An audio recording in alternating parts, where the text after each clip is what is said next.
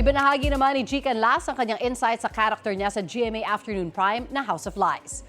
Full of gratitude din sa kanyang friends and supporters ang aktres na nag-celebrate kamakailan ng kanyang birthday. May unang chika si Athena Imperial. Absolutely sexy and glowing ang House of Lies cast member na si G. Canlas sa kanyang recent photoshoot. Sa kanyang post, binati niya ang sarili ng Happy Rebirthday. Pinipili raw niyang mahalin ang sarili niya tulad ng pagmamahal niya sa ibang tao.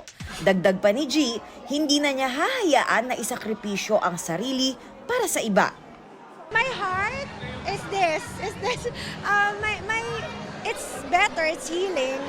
I wouldn't say na I'm at a place na sobrang 100% ganon. But I have a very faithful God who helps me in my everyday. And I think naman I'm getting stronger every day. Nagpapasalamat daw si G sa kanyang trusted friends na karamay niya sa kanyang pagiging solo parent. I'm a solo parent, yes. I don't want to say any specifics about the situation. Gusto ko lang move forward na tayo. How do I turn this situation for good so I can be the best for Caleb, for my son?